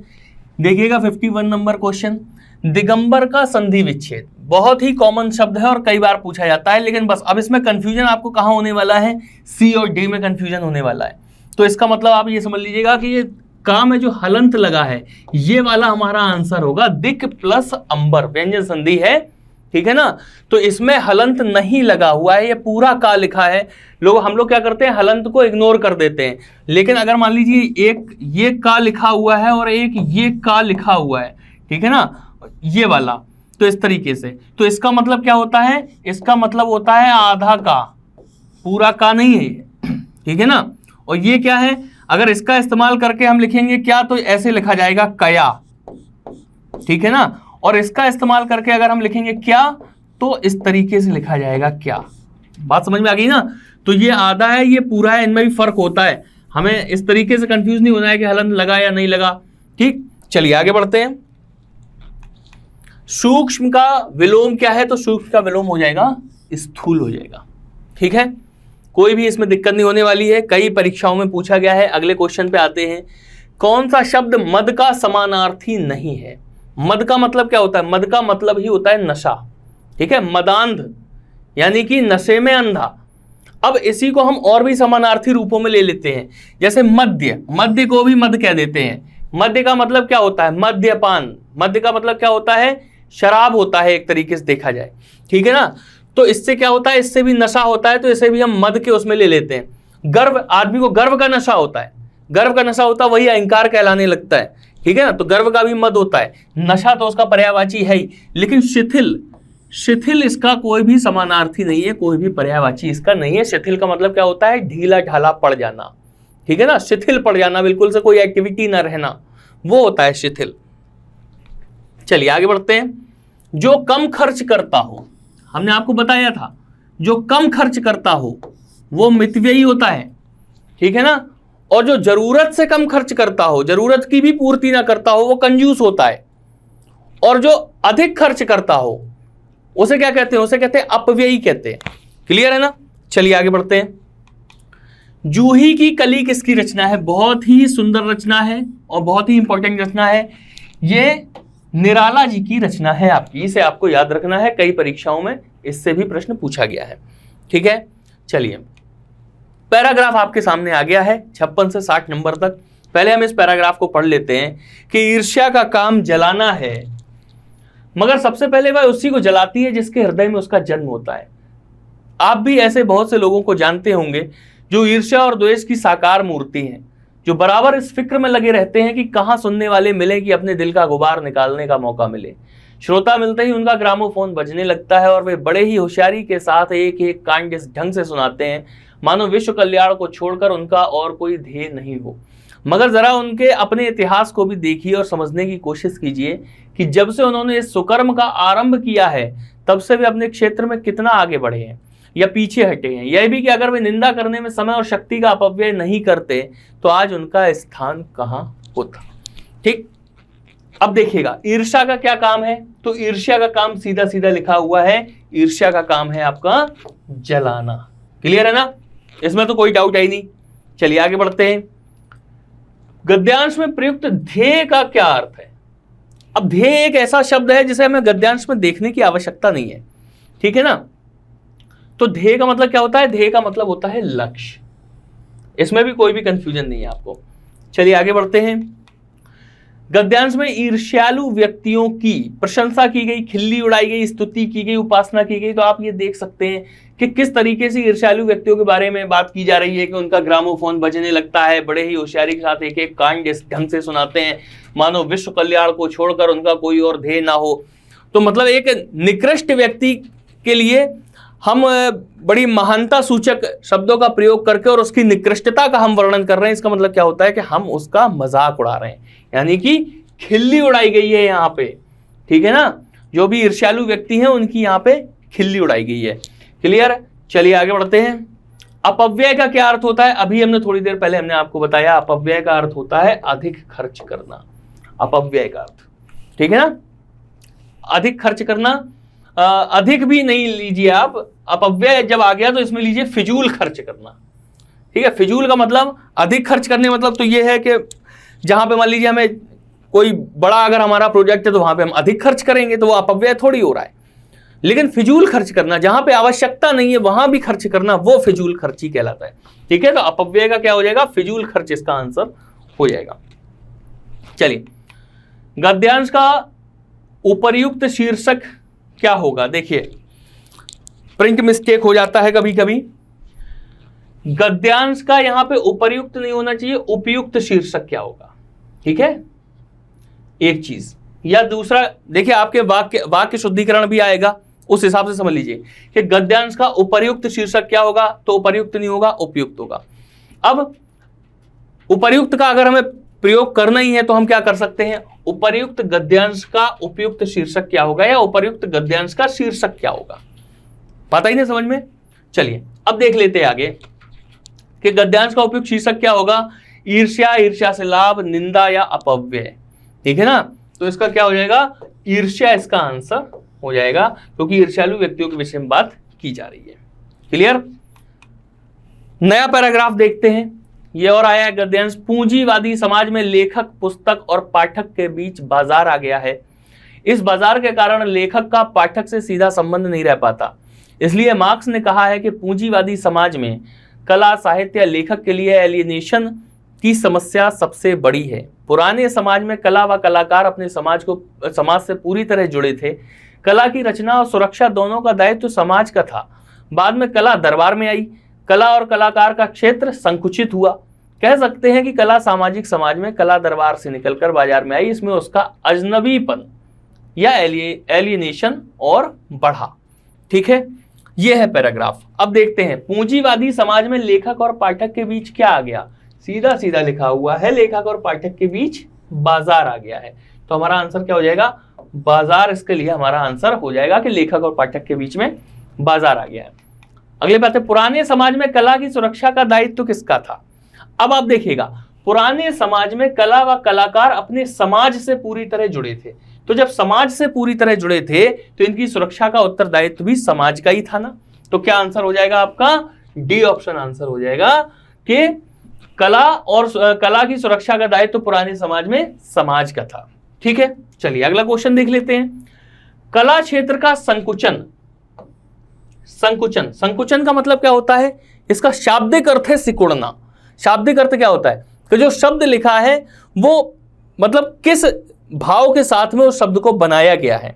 तो संकुचन का अर्थ होता है सिकुड़ना, ये चीज। अब देखिएगा, कला का दायरा बढ़ना, तो हम तो सिकुड़ने की बात कर रहे हैं। कला का उन्नयन का मतलब तो उत्थान होता है, ठीक है ना। कला का दायरा सीमित होना, कला का लोकप्रिय होना, तो कला का दायरा सीमित होना, क्योंकि सीमित होने का मतलब क्या होता है? सिकुड़ना होता है ना। तो कला का दायरा सीमित होना, इसे कहते हैं कला का संकुचन। अजनबीपन का आशय क्या है? अजनबीपन का मतलब जहां पे हम अपने आप को अजनबी महसूस करें, ये लगे कि यहाँ पे हमें कोई जानता नहीं है, कोई हमें पहचानता नहीं है, हमारी कोई आइडेंटिटी नहीं है यहाँ पे, है ना, वो होता है अजनबीपन। जब आप किसी नए शहर में जाते हो पढ़ने के लिए, किसी कोचिंग वगैरह में एडमिशन लेते हो, किसी नए शहर में जाते हो, तो आप देखते हो 10-15 दिन के वहाँ पे ना आपका कोई दोस्त है, ना आपको कोई देखने वाला है, तो आप वहाँ बिल्कुल अकेला सा महसूस करते हो अपने आप को, ठीक है ना। तो अकेला को एकाकी भी बोलते हैं, और उसी को अजनबीपन कहते हैं, उसी को कहते हैं एकाकीपन। क्लियर है ना। तो ये हमारा आंसर इसका हो जाएगा। आगे बढ़ते हैं। गद्यांश का सर्वाधिक उपयुक्त शीर्षक क्या होगा? ये देखिए बिल्कुल सही लिखा हुआ है। कला में पूंजीवाद समाज में कला, दरबारी साहित्य, कला और कलाकार। तो ये सी और डी में तो हमें कोई कंफ्यूजन ही नहीं है कि मतलब ये आंसर नहीं होंगे। अब कंफ्यूजन जल्दबाजी में कहां हो जाएगा? कला में पूंजीवाद है या पूंजीवाद समाज में कला है? बात समझ में आई ना? तो कला तो पहले भी थी और कला आज भी है, लेकिन समाज पहले पूंजीवादी नहीं था, लेकिन अब समाज पूंजीवादी है। ठीक है ना? तो पूंजीवादी समाज में कला, और यहां से भी आप देख सकते हैं सीधा यहां से शुरुआत हो रही है। पूंजीवादी समाज में लेखक, पुस्तक और पाठक के बीच बाजार आ गया है, यानी कि समाज को उसने संबोधित किया है कि पूंजीवादी समाज में ये स्थितियां लेखक और पाठक के साथ में तैयार हो रही हैं, यानी कि हमारा आंसर क्या हो जाएगा? पूंजीवादी समाज में कला। तो ये हमारा हिंदी का पेपर था, बाकी के और भी क्वेश्चंस आप सॉल्व करेंगे। बहुत बहुत शुक्रिया। हाँ भाई, नेक्स्ट क्वेश्चन आपका देखिए 66 क्वेश्चन लिखा है, मोपला जनजाति का संबंध किस तटीय क्षेत्र से है? कुछ जनजातियां जैसे मोपला जनजाति कौन से तटीय क्षेत्र में आती है? तो बताइए, कोरोमंडल तट में आएगी, मालाबार तट में आएगी, या उत्तरी सरकार या काठियावाड़ तट में आएगी? बताइए मोपला जनजाति। तो आपको जैसे पता होगा, मोपला जनजाति बेटा मालाबार तट से रिलेट करती है, मोपला जनजाति मालाबार तट से रिलेटेड करती है। ऐसी मैंने आपको देखो एक पेज में क्वेश्चन कुछ लिखे रखे हैं, इससे रिलेटेड आपका क्वेश्चन पूछा जा सकता है। आप एक बार देख लीजिए, जैसे कोरोमंडल तट जो है बेटा, कोरोमंडल कोस्ट लाइन जो है, ये तमिलनाडु और आंध्र प्रदेश, ये तमिलनाडु और आंध्र प्रदेश का क्षेत्र है। जो कोरोमंडल तट है बेटा, ये तमिलनाडु और आंध्र प्रदेश का क्षेत्र है। किसका? तमिलनाडु और आंध्र प्रदेश का क्षेत्र है। कोरोमंडल तट भारतीय उपमहाद्वीप का दक्षिणी पूर्वी तट क्षेत्र है। यह पूर्वी हिंद महासागर और बंगाल की खाड़ी के बीच स्थित है। किसके बीच है बेटा? पूर्वी हिंद महासागर और बंगाल की खाड़ी भी और बंगाल के बीच स्थित है। देखो बेटा, मालाबार तट केरल राज्य में अवस्थित पश्चिमी घाट और अरब सागर के बीच स्थित है। जो मालाबार तट है ये कहां पर? केरल राज्य में। मालाबार तट कौन से राज्य में? केरल राज्य में स्थित है। किस राज्य में? केरल राज्य में स्थित है। पश्चिमी घाट और अरब सागर के बीच। किसके घाट? पश्चिमी घाट और अरब सागर के बीच भारतीय प्रायद्वीप के पश्चिमी तट के समांतर एक संकीर्ण तटवर्ती क्षेत्र है। राज्य कौन सा है? केरल। जब आपकी बात आ जाए मालाबार तट तो कहां पर हो जाएगा? केरल में हो जाएगा। दीव से दमन तक का क्षेत्र जो है गुजरात तट के नाम से जाना जाता है। दमन से द्वीप का जो क्षेत्र होता है, दमन से द्वीप का क्षेत्र या द्वीप से दमन तक का जो क्षेत्र है, ये गुजरात तट के नाम से जाना जाता है। किस तट के नाम से? ये आपका गुजरात तट के नाम से जाना जाता है। किस तट से बेटा? ये आपका गुजरात तट से जाना जाता है। गुजरात तट से जाना जाता है। ठीक है बेटा। दमन से गोवा तक का क्षेत्र कोंकण तट कहलाता है। देखिए कोंकण तट, देखिए दमन से द्वीप तक का क्षेत्र गुजरात तट। कौन सा? गुजरात तट, दमन से द्वीप। और दमन से गोवा तक का जो क्षेत्र है वो कोंकण तट कहलाता है। दमन से गोवा का जो क्षेत्र है वो कोंकण तट कहलाता है। क्या कहलाता है? कोंकण तट कहलाता है। गोवा से कर्नाटक के मंगलोर तक, गोवा से कर्नाटक के मंगलोर, कर्नाटक में जो क्षेत्र पड़ता है मंगलोर तक का जो क्षेत्र है बेटा वो कन्नड़ तट के नाम से जाना जाता है। गोवा से कर्नाटक का जो मंगलोर है उसे हम किसके नाम से जानते हैं? कन्नड़ तक। बार बार रिपीट कर रहे हैं। देखिए मालाबार तट केरल राज्य है, ठीक है। दमन से द्वीप तक का जो क्षेत्र है बेटा वो गुजरात तट के नाम से जाना जाता है। दमन से गोवा तक का जो क्षेत्र है वो कोंकण तट के नाम से जाना जाता है। और गोवा से कर्नाटक जो मंगलोर तक का जो क्षेत्र है इसे कन्नड़ तट के नाम से जानते हैं। किस तट से? कन्नड़ तट से नाम से जानते हैं। और मंगलोर से कन्याकुमारी तक का क्षेत्र जो आता है वो मालाबार तट आता है। कौन सा? मंगलोर से कन्याकुमारी मालाबार तट के नाम से जानते हैं। किस तरह से? मंगलोर से कन्याकुमारी मालाबार तट। गोवा से कर्नाटक कन्नड़, दमन से गोवा कोंकण। पश्चिमी घाट और पूर्वी घाट का मिलान बिंदु, पश्चिमी घाट और पूर्वी घाट का मिलान बिंदु नीलगिरी की पहाड़ियां हैं। कहां पर? पश्चिमी बिंदु और पश्चिमी घाट और पूर्वी घाट का जो मिलान बिंदु है वो क्या है? नीलगिरी की पहाड़ियां हैं। कौन सी? नीलगिरी की पहाड़ियां। नीलगिरी की पहाड़ियों पर कौन सी जनजाति निवास करती है? इन पर टोडा जनजाति निवास करती है। नीलगिरी की पहाड़ियों पर टोडा जनजाति निवास करती है। कौन सी जनजाति? टोडा जनजाति निवास करती है नीलगिरी की पहाड़ियों पर। ठीक है। कौन सी जनजाति? नीलगिरी की पहाड़ियों पर टोडा जनजाति। कौन सी? टोडा जनजाति। मंगलौर से कन्याकुमारी तक का क्षेत्र क्या कहलाता है? मंगलौर कौन सा? मालाबार तट कहलाता है, मंगलौर से कन्याकुमारी तक का क्षेत्र। गोवा से कर्नाटक के जो मंगलौर तक का क्षेत्र है उसे कन्नड़ तट के नाम से जाना जाता है। किससे? कन्नड़ तट के नाम से जाना जाता है। ठीक है, देख लीजिए बेटा, इसमें एक बार चेक कर लीजिए। देखो ये आपका कोंकण कोस्ट लाइन हो जाएगी, ये आपकी कोंकण कोस्ट लाइन हो जाएगी, कोंकण तट हो जाएगा। ठीक है, और ये आपका देखो मालाबार तट हो जाएगा, ये आपका मालाबार तट हो जाएगा, मालाबार तट हो जाएगा। और ये देख लीजिए, ये आपका जो तट है, ये देखिए, ये आपका कौन सा? कोरोमंडल तट हो जाएगा। कौन सा हो जाएगा? ये आपका कोरोमंडल तट हो जाएगा। ठीक है, इस आप फिगर के माध्यम से ये भी आप इसको एक बार देख सकते हैं। ठीक है बेटा, चलिए, सीढ़ीनुमा आकृति किस क्षेत्र की विशेषता है? सीढ़ीनुमा जो आकृति है ये किस क्षेत्र की विशेषता है? बताइए, मालवा पठार की, छोटा नागौर पठार की, बुंदेलखंड पठार की या दक्कन पठार की? बताइए, सीढ़ीनुमा जो आकृति है ये किस पठार की विशेषता है? तो ये बता सकते हैं ये छोटा नागपुर पठार की विशेषता है। किसकी विशेषता है? ये छोटा नागपुर पठार की ये एक विशेषता है। देख लीजिए, कुछ पठारों के बारे में हमने बताया ही, कहां से कौन से पठार है, कहां पर है। तो देख लीजिए, देखिए ये लिखा मालाबार प्लेट, देखिए ये इस क्षेत्र में आ जाता है, मालाबार प्लेट आ जाता है। ठीक है, मालवा प्लेट, देखिए मालवा प्लेट इधर आ जाता है। बुंदेलखंड, बुंदेलखंड आपका इधर पड़ जाता है, बिल्कुल बुंदेलखंड ये प्लेट पड़ती है। बुंदेलखंड ये आ जाता है इधर बगल में, इसी के जस्ट आपके बघेलखंड प्लेट आ जाती है। कौन सी? बघेलखंड प्लेट आ जाती है। ऊपर आपका पता ही है हिमालय पड़ता है, हिमालय पड़ता है, इसके ऊपर चीन तिब्बत आ जाता है। ठीक है, और ब्रह्मपुत्र रिवर यहीं से निकलती है। यहां पर एक बेटा शिलोंग प्लेट है, यहां पर ये कौन सी है? ये आपकी शिलोंग प्लेट है। और यहां पर आपका छोटा नागपुर का पठार आ जाता है, छोटा नागपुर का पठार या छोटा नागपुर प्लेट के नाम से जाना जाता है। ठीक है, क्या नाम से जाता है? छोटा नागपुर। यहां पर तेलंगाना की प्लेट आ जाती है, तेलंगाना प्लेट के नाम से जाना जाता है। और इधर आता है कर्नाटक प्लेट। कौन सी बेटा? कर्नाटक प्लेट। यहां पर कोरोमंडल हिल्स, कोरोमंडल घाटी, कोरोमंडल तट के नाम से इसे जाना जाता है। ठीक है बेटा, चलिए, निम्नलिखित झीलों में से कौन तटीय झीलों में स्थित नहीं है? बताइए, ऐसी कौन सी झील है जो तटीय झीलों में स्थित नहीं है? बताइए, चिल्का झील, पुलकट झील, बूलर झील या कोलोरी झील? तो पहले तो इसका आंसर हो जाएगा बूलर झील। इसका आंसर हो जाएगा कि ये तटीय क्षेत्रों में नहीं है। देखो, मैंने कुछ झीलों को आपके सामने रखा है, एक बार इसके बारे में देख लेते हैं कि जम्मू कश्मीर की कुछ झीलें हैं,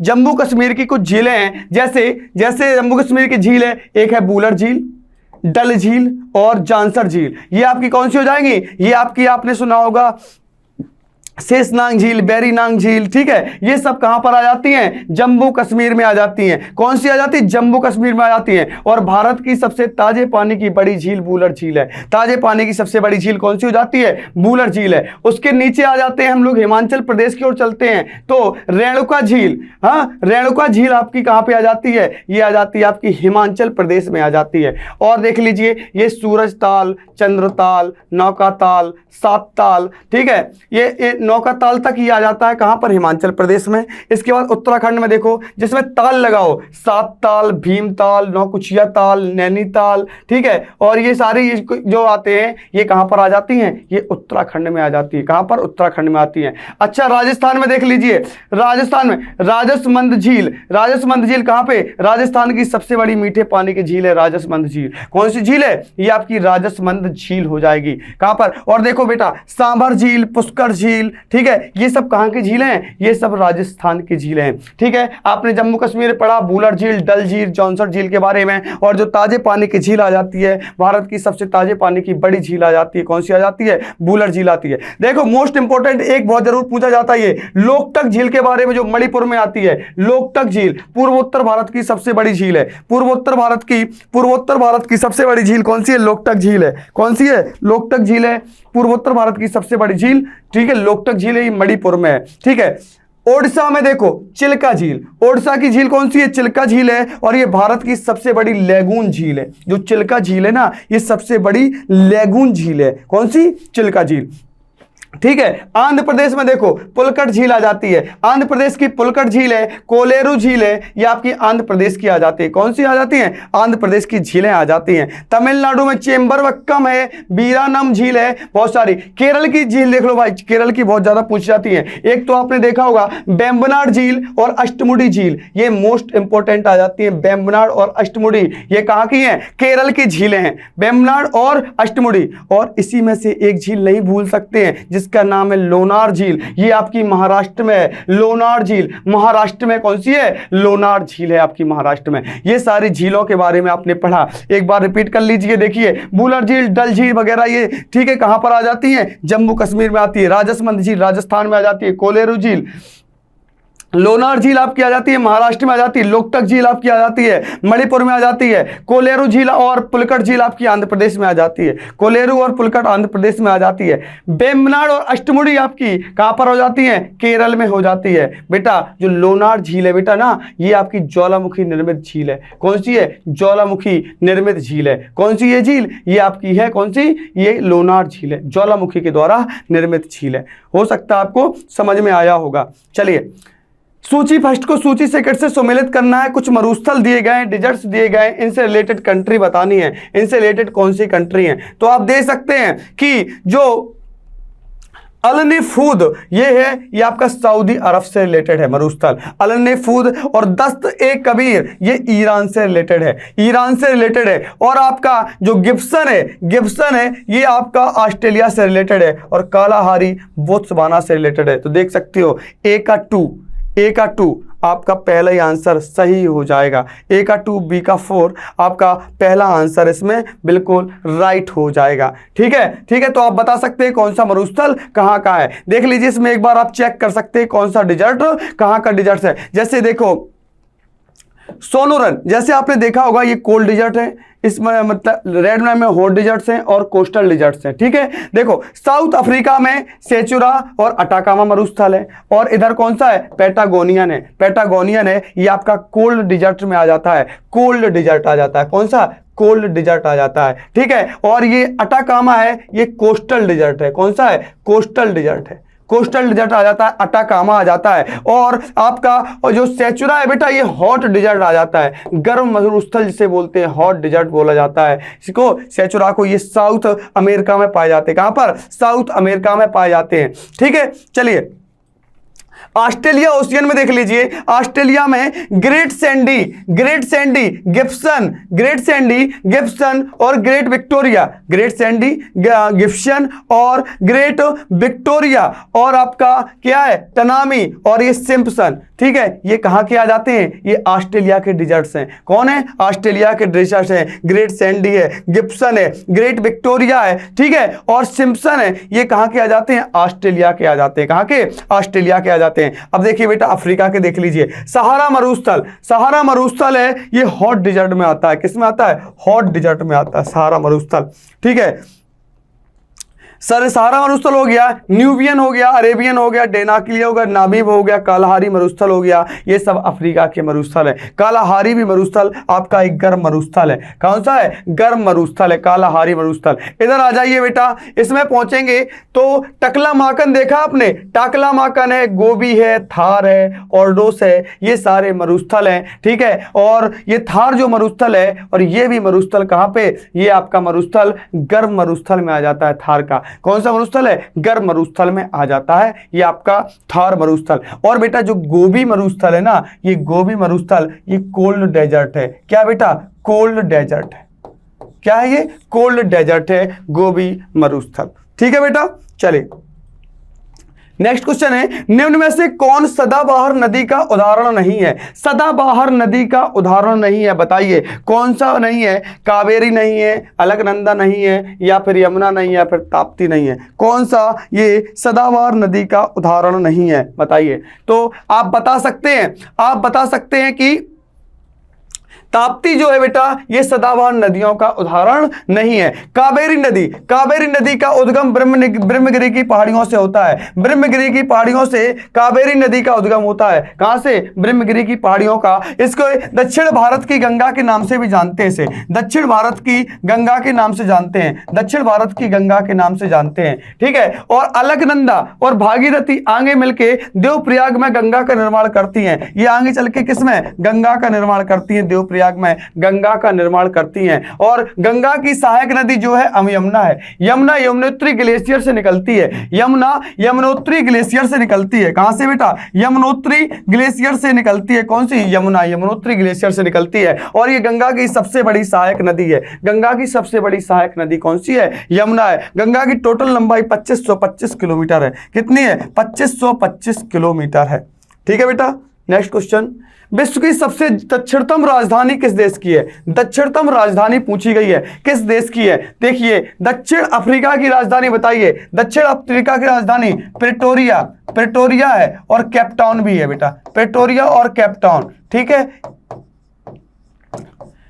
मालदीव की राजधानी माले हो जाएगी, मालदीव की राजधानी माले हो जाएगी। ठीक है। अर्जेंटीना और न्यूजीलैंड, न्यूजीलैंड आपसे पूछा विश्व की सबसे दक्षिणतम राजधानी कौन सी है, तो दक्षिणतम राजधानी कौन सी हो जाएगी? न्यूजीलैंड हो जाएगी। कौन सी? न्यूजीलैंड की है एम्स्टर्डम। न्यूजीलैंड की कौन है? एम्स्टर्डम है, इसकी दक्षिणतम राजधानी हो जाएगी। कौन सी? Amsterdam, New Zealand. ठीक है बेटा। चलिए नेक्स्ट क्वेश्चन, किस देश को एशिया का प्रवेश द्वार कहा जाता है? किस देश को एशिया का, देखो आपके जीके वाले पोर्शन में विश्व की राजधानी भी आनी है, याद रखना। तो आपको राजधानी जरूर लर्न कर लेना एक बार, क्योंकि राजधानी आपसे पूछा जा सकता है, कैपिटल्स आपसे पूछी जा सकती है एग्जाम में। ठीक है। एशिया का प्रवेश द्वार, एशिया का प्रवेश द्वार किसे बोला जाता है बताइए? रूस को, सीरिया को, जॉर्जिया को या तुर्की को? किसको बोला जाता है? तो तुर्की को, जो तुर्की है बेटा, इसे एशिया का प्रवेश द्वार कहा जाता है, एशिया का प्रवेश द्वार कहा जाता है। देखिए, रूस की राजधानी क्या है? रूस की राजधानी है मॉस्को, रूस की राजधानी मॉस्को। और यहाँ की जो मुद्रा है, उसकी मुद्रा का नाम है रूबल। इसकी मुद्रा का नाम क्या है? रूबल है। इसकी मुद्रा का नाम क्या है? रूबल है। सीरिया, सीरिया की राजधानी है दमिश्क, सीरिया दमिश्क, सीरिया की राजधानी क्या है? दमिश्क है। ठीक है। यहीं पर आप बांग्लादेश की राजधानी देख सकते हैं, बांग्लादेश, बांग्लादेश की राजधानी क्या है? ढाका। और यहाँ का जो आपका मुद्रा है, करेंसी है, उसे टका कहा जाता है। ठीक है। क्या कहा जाता है? टका। नेपाल की आप जानते होंगे, नेपाल की आपकी क्या है? काठमांडू है। नेपाल क्या है आपका? काठमांडू है। और आपकी श्रीलंका की क्या है? श्रीलंका, श्रीलंका, श्रीलंका की आपकी क्या है? आपकी है ये श्रीलंका की श्री जयावर्धने कोट्टेपुरा, श्री जयावर्धने, श्री जयावर्धने कोट्टेपुरा। क्या है? श्री जयावर्धने कोट्टेपुरा। ये आपकी कहाँ की है? ये आपकी हो जाएगी श्रीलंका की हो जाएगी। ठीक है। बांग्लादेश हो गया, श्रीलंका हो गया। म्यांमार, म्यांमार की देख लीजिए, म्यांमार, नेपीता। ठीक है। चलिए, चीन की बताइए, चीन की कौन सी राजधानी कैपिटल हो जाएगी? चीन की हो जाएगी बीजिंग, चीन की बीजिंग हो जाएगी। क्या हो जाएगी? चीन की बीजिंग हो जाएगी। जापान, जापान की आपकी कैपिटल, जापान की आपकी टोक्यो हो जाएगी। क्या हो जाएगी? जापान की आपकी टोक्यो हो जाएगी। पाकिस्तान, पाकिस्तान की आपकी इस्लामाबाद, पाकिस्तान की आपकी क्या हो जाएगी? इस्लामाबाद हो जाएगी।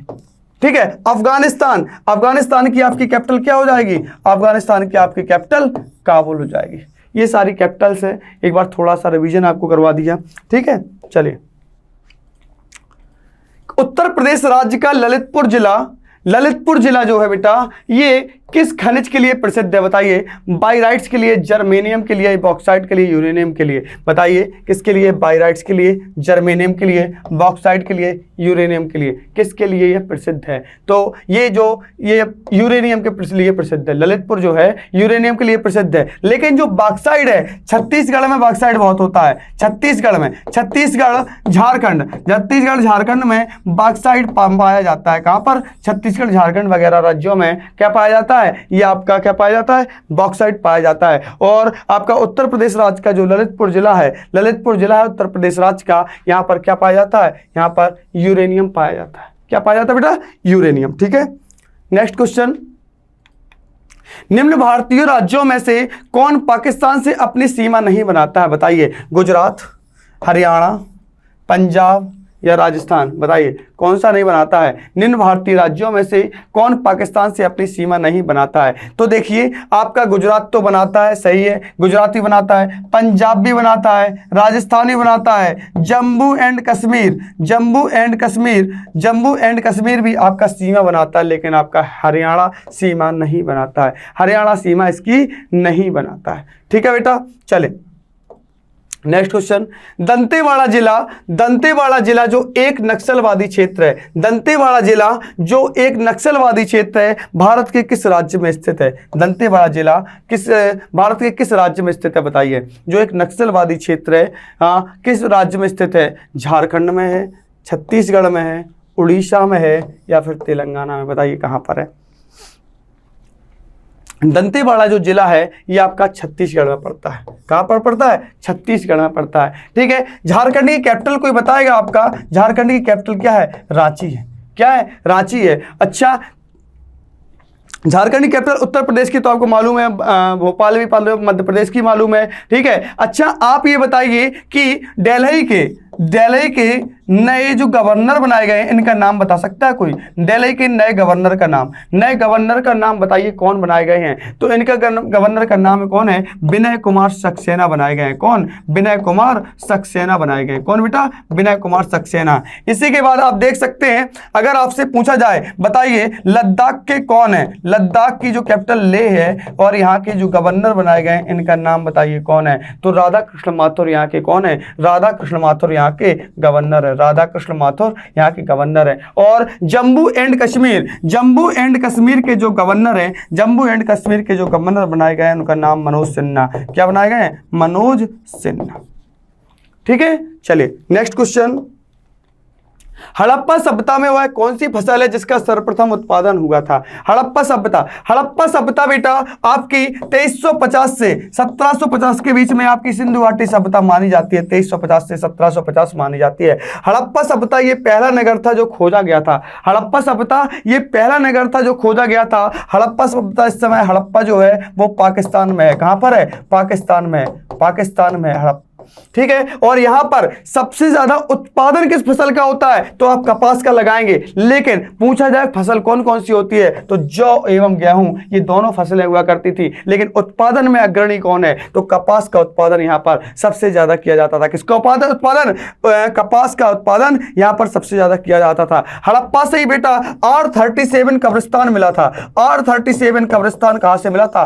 हड़प्पा से मिला था। कहां से? हड़प्पा से मिला था। और हड़प्पा किस नदी के किनारे है? हड़प्पा किस नदी के किनारे है? हड़प्पा आपका रावी नदी के किनारे है। किस नदी के किनारे है? हड़प्पा आपका रावी नदी के किनारे है। ठीक है बेटा, चले।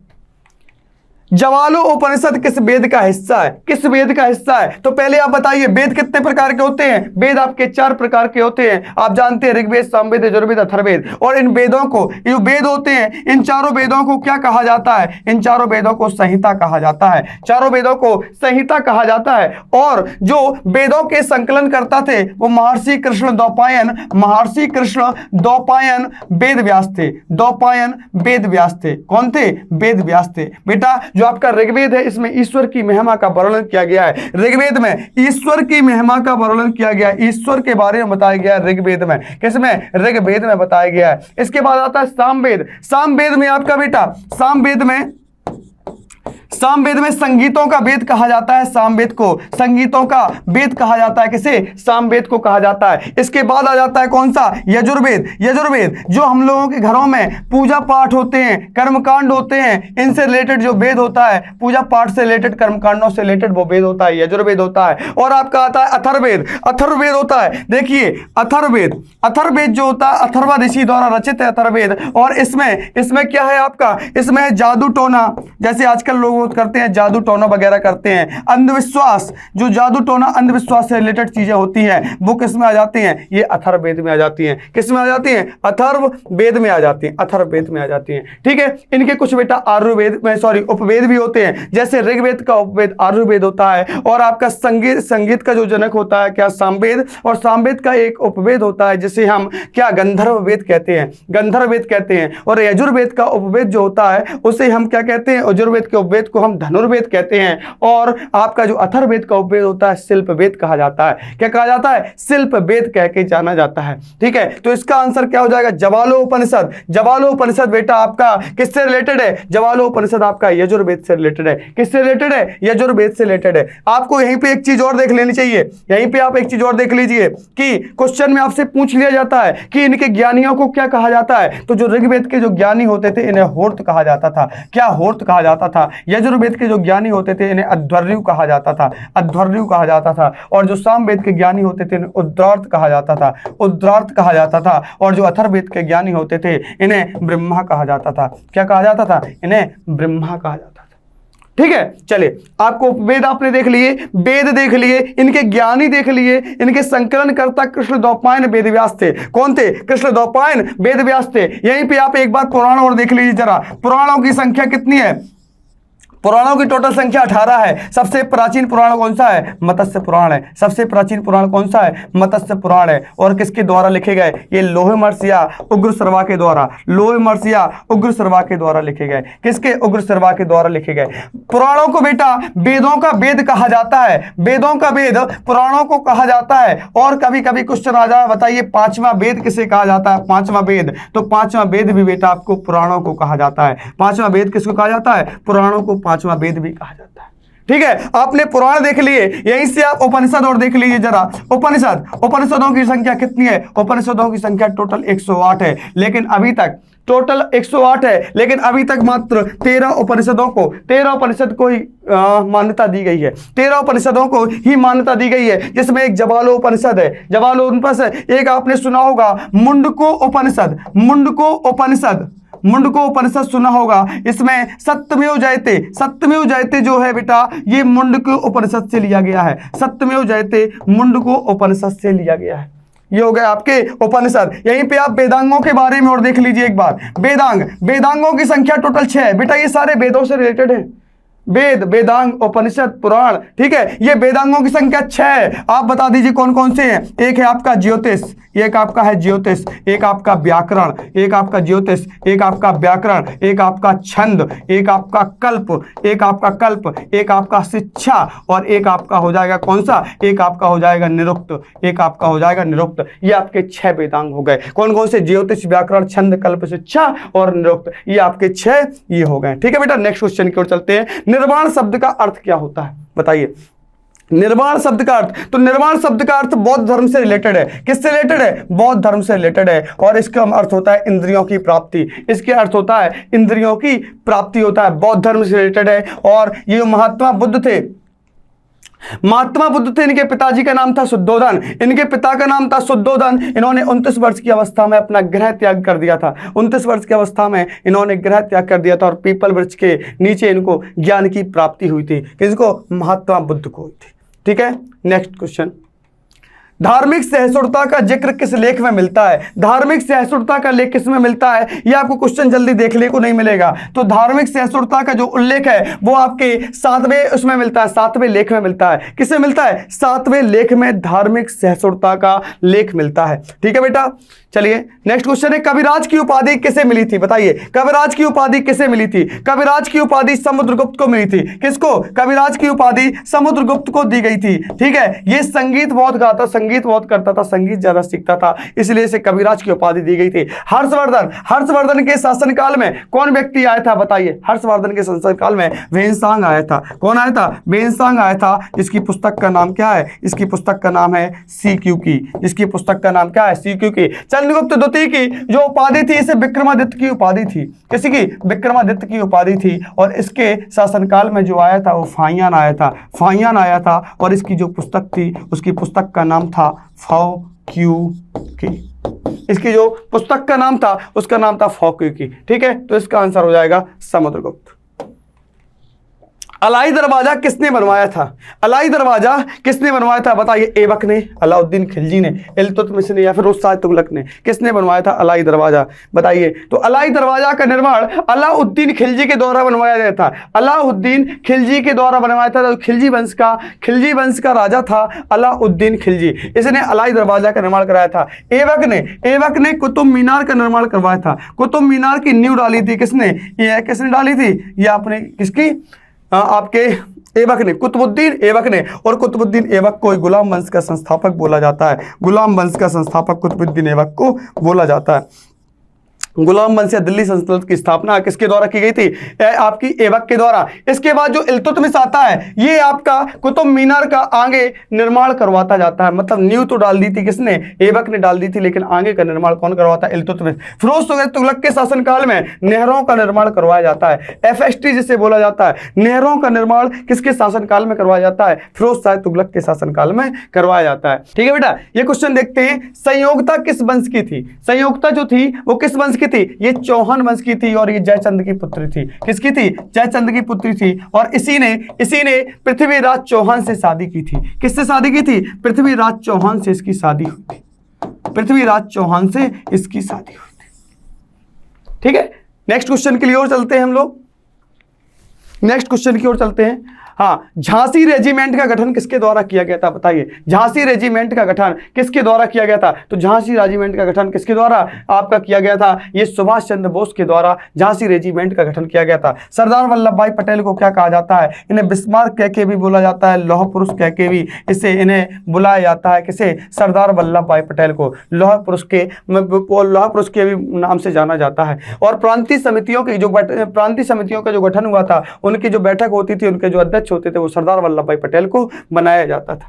ठीक है बेटा, नेक्स्ट क्वेश्चन। पहली बार नरम दल और गरम दल विलय हुआ था। पहली बार नरम दल और गरम दल विलय कब हुआ था? तो विलय आपका हो गया था 1916 में। 1916 में लखनऊ सम्मेलन हुआ था। 1916 में लखनऊ सम्मेलन हुआ था। इनके जो अध्यक्ष थे अंबिका चरण मजूमदार थे। कौन थे? अंबिका चरण मजूमदार थे।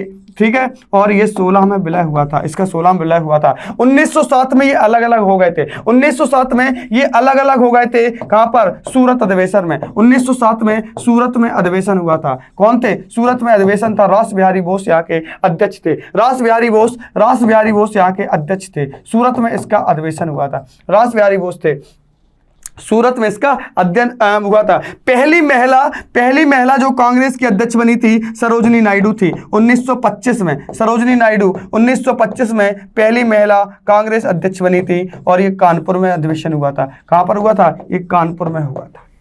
ठीक है, नेक्स्ट क्वेश्चन। अमर सोनार बांग्ला गीत की रचना किसके द्वारा की गई? बताइए, अमर सोनार बांग्ला गीत के रचनाकार कौन है? रविन्द्रनाथ टैगोर, बंकिम चंद्र चटर्जी, या फिर राम प्रसाद बिस्मिल, या गांधी जी? कौन है? तो अमर सोनार बांग्ला के कौन है? बताइए, इसके हैं आपके रविन्द्रनाथ टैगोर। कौन है? रविन्द्रनाथ टैगोर। सरफरोशी की तमन्ना अब हमारे दिल में है, राम प्रसाद बिस्मिल के द्वारा कहा गया था। किसे? सरफरोशी की तमन्ना, ये एक नारा दिया गया था। ये राम प्रसाद बिस्मिल के द्वारा दिया गया था ये नारा। ठीक है, आपको बहुत अच्छी तरीके से इसको भी समझना होगा, सीखना होगा, ग्रामेटिकल अप्रोच पे जाना होगा, वर्बल अप्रोच पे जाना होगा। अगर कॉम्प्रिहेंशन आता है तो हम लोग कॉम्प्रिहेंशन को भी कर लेंगे। ठीक है, लेकिन सबसे पहले जो जरूरी है वो क्या जरूरी है कि आप कितने अच्छी तरीके से, अगर 5 क्वेश्चन आ रहे हैं तो ऐसा नहीं सोचना है कि भैया केवल 5 ही आ रहे हैं, क्या करेंगे पढ़कर। आपको पढ़ना पड़ेगा, क्योंकि 5 बहुत होता है। ठीक है, 30 में अगर 5 जोड़ दिया जाए तो आदमी फेल होने से बच जाता है। तो 5 नंबर बहुत है। ठीक है, आ जाओ फटाफट से। यहाँ पे आप लोगों को एरर बतानी है। हर बार की तरीके भी बहुत अच्छी होगी। अब की बार मालूम है 4 अलग अलग सेंटेंस दिए हैं। To bring this to you, चलो ये भी ठीक है। टू ब्रिंग जो इन्फिनेटिव है, what, this, home, to you, तो ये सही है। अच्छा, whenever you are, wherever you are, आप जहां कहीं भी हो। वेर एवर आता किसके लिए? प्लेस के लिए। तो ये बिल्कुल सही है। देखो मैं आपको 2-3 बातें बताता हूँ। ये भी पार्ट सही है, ये भी पार्ट सही है। अच्छा, अब आपको मैं जो बात बताता हूँ, अगर कभी हाउ लिखते हो तो बेसिकली आप मैनर की बात कर रहे होते हो। किसकी बात कर रहे होते हो? मैनर। अगर कभी आप व्हेन लिखते हो तो आप टाइम की बात कर रहे होते हो। अगर आप कभी वेयर लिखते हो तो आप प्लेस की बात कर रहे होते हो। अगर आप कभी वाई लिखते हो तो आप रीज़न की बात कर रहे होते हो। ठीक है, अब यहाँ आ जाओ। लिखा है यू हैव टाइम। अगर टाइम की बात हो रही है तो उसके लिए तो हाउ आएगा ही नहीं, उसके लिए आएगा व्हेन। भाई बहुत सिंपल सी बातें होती हैं अगर आप उनको ध्यान से समझो। अगर यहाँ बात टाइम की हो रही है, यू हैव टाइम, तो however you have time नहीं, whenever you have time. तो आपको ध्यान रखना होगा, टाइम के लिए हम व्हेन का इस्तेमाल करते हैं, हाउ का इस्तेमाल तो मैनर के लिए होता है। तो बस आपको समझ में आ जाएगा यही गलत है। तो आंसर सी जो है वो आपका यही गलत लिखा है, बाकी सब सही है। नेक्स्ट बात कर लेते हैं, fill in the blanks. The big stone monument was the only the lost traveller remembered. अब ये आपके सामने लिखा हुआ है। ठीक है, अब ये आपके सामने जब लिखा हुआ है तो आप ध्यान से यहाँ पे समझो क्या करोगे। अब इस सेंटेंस में स्पेसिमेन लिखा हुआ, स्पेसिमेन समझते हैं, किसी चीज़ को दिखाने लिए, जैसे कई बार आप लोग कोई बुक खरीदते हैं तो उसका अर्थ है इसकी स्पेसिमेन कॉपी है, ठीक है, मतलब एक तरीके से नमूना दिखा रहे हैं आप, दैट इज कॉल्ड स्पेसिमेन। इसका मतलब भी होता है स्मृतिका टाइप का, पीस माने पार्ट होता है, तो यहाँ आप लिखोगे लैंडमार्क, तो answer is your D. Next बात करते हैं, आपको सेंटेंस इंप्रूव करना है। She and dad would has had loved Amit. अब यहाँ पे समझना, जब कभी भी आपने वुड को लिखा है या किसी भी आपने मॉडल को लिखा है, तो मॉडल के साथ अगर आप आपकी फर्स्ट फॉर्म लिखते हो तो ये होती है उसकी इंडेफिनिट फॉर्म, और अगर कभी आप मॉडल के साथ हैव को लिखते हो और थर्ड फॉर्म को लिखते हो तो ये होती है उसकी परफेक्ट फॉर्म। तो इसका मतलब अगर आप वुड को लिख रहे हो तो वुड के साथ हैव आएगा और थर्ड फॉर्म आएगी, तो वुड हैव के साथ थर्ड फॉर्म केवल बी में है, तो आंसर बी सही हो जाएगा। अगले की बात करते हैं, इसका आपको बनाना है पैसिव, बहुत सिंपल है। द मूवी क्रिटिक रोट, अच्छा the movie critic wrote, wrote verb की कौन सी फॉर्म है पहले डिसाइड कर लो, सेकंड फॉर्म।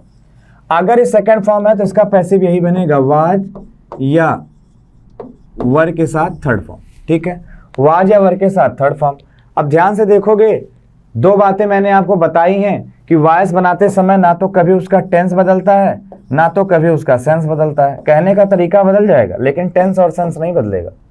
तो अगर ये पास्ट की बात हो रही तो प्रेजेंट तो बेकार ही लिख दिया 3 जगह, तो अपने आप ऑप्शन डी आपका सही हो जाएगा। तो कुछ इस अप्रोच में हम लोगों को क्वेश्चन को करना था, जो कि बहुत ईजी थे, आप लोगों ने किया होगा, समझ में भी आया होगा। थैंक यू वेरी मच, जय हिंद, टेक केयर। हाँ ठीक है, नेक्स्ट क्वेश्चन के लिए और चलते हैं। ठीक है, तो ये क्वेश्चन है आपका 91 क्वेश्चन नंबर है, और इसमें लिखा है पिछड़े देशों के लिए रोलिंग प्लान का, पिछड़े देशों के लिए रोलिंग प्लान का सुझाव किसके द्वारा दिया गया था? किसके द्वारा दिया गया था बताइए? जी मेडल द्वारा, आर नरकशी द्वारा, W.L. लोबिस द्वारा, या ए सैमुअल्सन द्वारा? बताइए किसके द्वारा ये आपका दिया गया था? पिछड़े देशों के लिए रोलिंग प्लान जो था ये जी मेडल द्वारा दिया गया था। किसके द्वारा? जी मेडल के द्वारा पिछड़े देशों के लिए रोलिंग प्लान का सुझाव दिया गया था। किसके द्वारा? रोलिंग प्लान का सुझाव जी मेडल के द्वारा। ठीक है, भारत में योजना के आरंभ से किसी भी पंचवर्षीय योजना में अनाच्छादित कुल वर्षों की संख्या है। अनाच्छादित कुल वर्षों की संख्या पूछ रहे, ठीक है, तो आप गलती से 5 न लगा देना, इसका आंसर हो जाएगा 7। आंसर इसका बिल्कुल सही हो जाएगा। क्या आंसर हो जाएगा? इसका 7 आंसर बिल्कुल सही हो जाएगा। 11वीं पंचवर्षीय योजना में सबसे अधिक रोजगार के अवसर में वृद्धि की आशा की गई थी। वृद्धि की आशा 11वीं पंचवर्षीय योजना में सबसे अधिक रोजगार में वृद्धि की आशा की गई थी। कृषि में, निर्माण में, निर्माण कार्यों में, या परिवहन तथा संचार में? बताइए कब से स्टार्ट की गई थी? जो 11वीं पंचवर्षीय योजना है ये आपकी 2007 से लेके 12 तक चली थी। 2007 से लेके 12 तक चली थी 11वीं पंचवर्षीय योजना, और इसके बाद 12वीं पंचवर्षीय योजना 12 से 17 तक चली थी। इसके बाद पंचवर्षीय योजना बंद हो गया था। ठीक है, चलिए 11वीं पंचवर्षीय योजना जो 2007 से 12 में थी, और यहां पर निर्माण कार्यों में सबसे ज्यादा इसमें रोजगार के अवसर में वृद्धि की आशा की गई थी। किसमें? निर्माण कार्यों में। किसमें बेटा? निर्माण कार्यों में देखने को मिला था। नेक्स्ट क्वेश्चन है, राष्ट्रीय विकास परिषद, राष्ट्रीय विकास परिषद का गठन, राष्ट्रीय विकास परिषद का गठन किस तिथि को हुआ था? बताइए, राष्ट्रीय विकास परिषद का गठन, एनडीसी का गठन, एनडीसी का गठन, ये क्वेश्चन काफी बार पूछा जा चुका है। बताइए 16 अगस्त 1905, 6 अगस्त 1952, 1 अप्रैल 1951, या 16 अगस्त 1952 को? बताइए एनडीसी का गठन कब किया गया था? तो एनडीसी का जो गठन है बेटा ये 6 अगस्त 1952 को किया गया था। कब किया गया था? ये गठन आपका 6 अगस्त 1952 को किया गया था। भारत में अनवरत योजना किस वर्ष में कार्यशील थी? बताइए भारत में अनवरत योजना किस वर्ष में कार्यशील थी? 68, 69, 88, 89, 78, 89, या 90, 91? बताइए अनवरत योजना किस वर्ष में कार्यशील थी? तो अनवरत योजना आपकी 78 से 79 में कार्यशील थी। किसमें थी? 78 टू 79 में ये कार्यशील हुआ करती थी। ठीक है बेटा, चलिए नेक्स्ट क्वेश्चन में चलते हैं। किस वर्ष योजना अवकाश नहीं रहा है? तो देख लीजिए किस वर्ष योजना अवकाश आपका बिल्कुल नहीं रहा है। ठीक है, तो आपका पहले 3 वर्षों के बाद, पहले 3 पंचवर्षीय योजना हो गई थी, उनके बाद ही आपका योजना अवकाश रहा था। तो आप बता सकते हैं कि जो योजना अवकाश है ये आपका 65 से 66 के बीच में नहीं रहा है। कब से? 65 से 66 के बीच में ये आपका योजना अवकाश नहीं रहा था। ठीक है बेटा, निम्नलिखित में से किस पंचवर्षीय योजना में मानव विकास को सारे विकास कार्यों का सार तत्व माना जाता है? अगर आपसे यहीं पे क्वेश्चन पूछ लिया जाता है, बताइए आपसे पूछ लिया जाता है कि जो स्टील प्लांट्स लगे थे वो किस पंचवर्षीय योजना में लगाए गए थे? स्टील प्लांट्स लगे थे वो किस पंचवर्षीय योजना में लगे थे? और जो बांधों का निर्माण करवाया गया था, बांधों का निर्माण ये किस पंचवर्षीय योजना में, और बोकारो स्टील प्लांट जो लगा था वो किस पंचवर्षीय योजना में। तो देखिए बताइए, कुछ बांध बनाए गए थे, ये पहली पंचवर्षीय योजना में थे, पहली पंचवर्षीय योजना में, और स्टील प्लांट 3 स्टील प्लांट लगाए गए थे बेटा, ये दूसरी पंचवर्षीय योजना में लगाए गए थे, और जो बोकारो स्टील प्लांट था ये तीसरी पंचवर्षीय योजना में लगाया गया था। किस पंचवर्षीय योजना में? तीसरी पंचवर्षीय योजना में लगाया गया था। तो इसमें क्वेश्चन क्या आ जाएगा, निम्नलिखित में किस पंचवर्षीय योजना में मानव विकास के सारे विकास प्रयासों का सार तत्व माना गया है, सारे विकास तत्वों का माना गया है, तो उसका आंसर हो जाएगा 8वीं पंचवर्षीय योजना में। क्या हो जाएगा? 8वीं पंचवर्षीय योजना। ठीक है, नेक्स्ट क्वेश्चन, 10वीं पंचवर्षीय योजना का समापन किस वर्ष हुआ? तो अब यार मैंने बताया है लास्ट 2012 से 17 थी 12वीं पंचवर्षीय योजना, उसके पहले 2007 से लेके 12 तक 11वीं थी, तो 10वीं पंचवर्षीय योजना हो जाएगी 2002 से 2007, 2002 से 2007 के बीच में हो जाएगी आपकी 10वीं पंचवर्षीय योजना। तो समापन वर्ष पूछा जाएगा तो आपका आंसर हो जाएगा 2007 हो जाएगा। ठीक है, नेक्स्ट क्वेश्चन, भारतीय पंचवर्षीय योजना का प्रमुख उद्देश्य क्या था? धन या आय का समान वितरण, पिछड़ी जातियों का विकास, स्वावलंबन एवं विदेशी सहायता पर निर्भरता कम करना, निजी क्षेत्र की बढ़ती भूमि। मतलब इनका बिल्कुल एक ही आशय था कि स्वावलंबन बनना एवं विदेशी सहायता पर निर्भरता कम करना। जो विदेशी सहायता होती थी इन पर बिल्कुल ही निर्भर हम कम हो जाएं, इन पर हम निर्भर ना रह सकें। ठीक है बेटा, चलिए नेक्स्ट क्वेश्चन है आपका, योजना में कोर सेक्टर का तात्पर्य है। योजना में जो कोर सेक्टर का तात्पर्य है ये किससे रिलेटेड है? कृषि से, लोहा एवं इस्पात उद्योग से, रक्षा से, या चयनित आधारभूत उद्योग से? चयनित आधारभूत उद्योग से। बताइए किससे रिलेटेड है? तो ये आपका किससे है? तो ये आपका आंसर हो जाएगा चयनित आधारभूत उद्योग से। किससे हो जाएगा? ये चयनित आधारभूत उद्योग से आपका आंसर हो जाएगा। ठीक है बेटा, आपके ये 100 क्वेश्चंस, आपके जो मॉक टेस्ट था ये आपका कंप्लीट हुआ। ठीक है, आगे जो नेक्स्ट मॉक टेस्ट आएगा आप लोग इसका एक बार रिवीजन जरूर करते जाइए, देखते रहना। Thank you so much.